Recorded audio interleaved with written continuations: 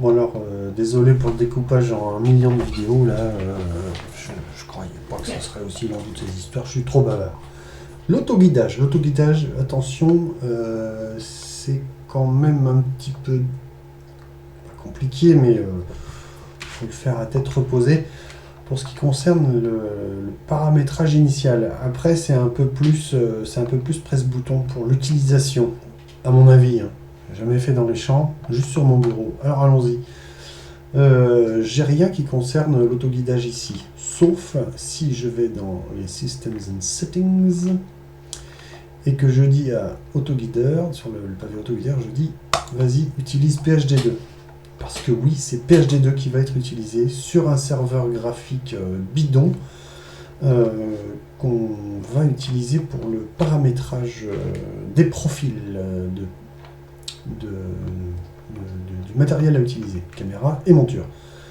Donc je vais maintenant sur PHD2 et il me dit j'ai pas de X11 display démarrer. Alors je n'explique pas, juste pour que ça marche, il faut aller à nouveau dans Systems and Settings et démarrer un serveur VNC. Un serveur VNC que vous allez pouvoir visualiser et utiliser soit avec VNC Viewer sur Windows, j'imagine, en utilisant l'adresse IP de votre Raspberry Pi et le 2.1, c'est l'affichage numéro 1 du Raspberry Pi. Moi, je vais utiliser cette ligne de commande là parce que j'aime bien faire le mariole et que je suis sous Linux et que c'est comme ça et que c'est comme ça et que en plus c'est pas mon adresse IP, c'est celle-là parce que ma box elle m'enquiquine à rajouter des noms. Voilà. Donc j'ai une session graphique qui tourne sur le Raspberry Pi dont le flux graphique est redirigé vers ce client VNC là. Zou, ouais, super. On est en train de faire de l'astronomie là, les gars. Là. Et à partir de là, quand je vais aller sur le petit pavé PHD2, il râle plus. Il couine pas, j'ai pas le petit message qui râle parce qu'il n'y a pas de X11 display. Alors le X11 display, justement, maintenant qu'il est démarré, je vais pouvoir le choisir. C'est l'affichage numéro 1 et j'ai ce petit bouton vert qui s'affiche. Je peux exécuter PHD2. J'appuie sur Run, et là, oh magie, voilà PHD2 qui est en train de s'exécuter dans ma petite session graphique distante. Ce truc-là n'est utilisé que pour mettre à jour le paramétrage, les différents profils qu'on crée dans PHD2 pour dire je me connecte à la monture machin chouette, et avec Indy bien sûr, et à la caméra truc bidule.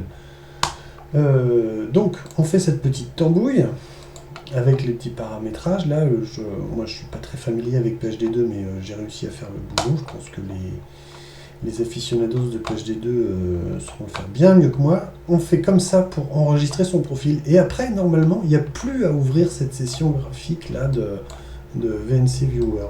N'est-ce pas? Je vais donc le mettre de côté. À partir de là, les profils qu'on a créés dans PHD2, ils se retrouvent ici, simulateur. Moi, j'en ai créé qu'un avec les simulateurs. Et là, je dis, vas-y, commence la capture en boucle. Et je peux donc, ça correspond maintenant, voilà, il est en train de prendre des photos. Alors, juste, on va regarder ce que ça provoque. Là, il fait la capture en boucle. Et je peux lui dire, vas-y, commence l'autoguidage, mon pote. Et là, normalement, voilà. Alors, si ça n'avait pas été calibré auparavant, il aurait commencé une étape de calibration. Et il me l'aurait dit là. Calibrating, je crois. On pourrait peut-être essayer d'ailleurs. On va voir. Je vais l'arnaquer. Stop. Petite digression. Dans Indy, on peut utiliser les simulateurs de façon à ce qu'ils fassent des fausses erreurs périodiques. C'est ça qui est rigolo. Ça se situe dans le CCD Simulator. On va dans Simulator Config et on renseigne ces paramètres-là. Periodic Error Max en arc seconde. Periodic Error période en minutes.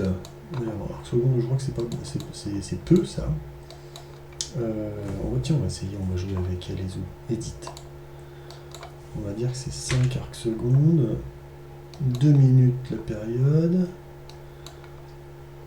Je sais pas ce que c'est quoi, c'est arc minute. Décalage. Bon, bref, j'ai réussi à le faire marcher sur mon laptop. On va essayer comme ça. Bim. Voilà, il m'a mis à jour les paramètres. Et donc là, je vais lui dire. Alors, je sais plus comment on fait pour forcer la calibration. Là. Où est-ce que c'est Tools, Reset, calibration. Comment on fait?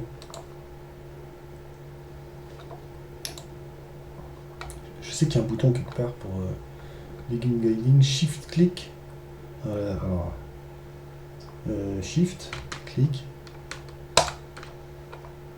Ok. Stop. Voilà, donc j'arrête.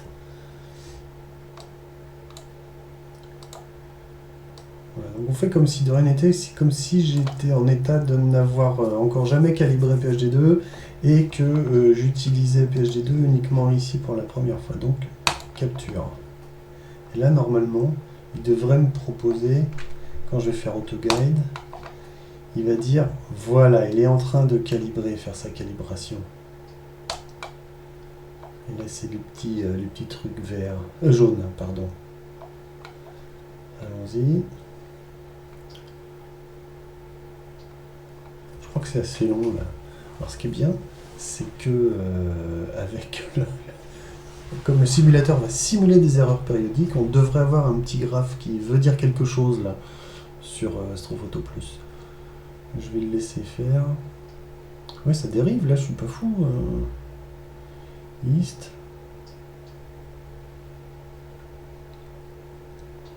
Oui, il revient. Ça y est, il est revenu. Boom. Backlash, step 1, step 2.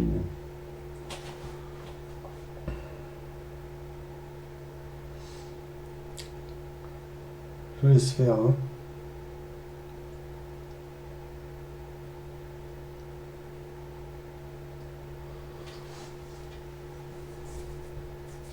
Donc la calibration, là, elle peut être faite complètement en aveugle, hein, sans que VNC soit ouvert. Hein. Sous-entendu, on peut le faire avec son smartphone. Voilà, tout est là en fait.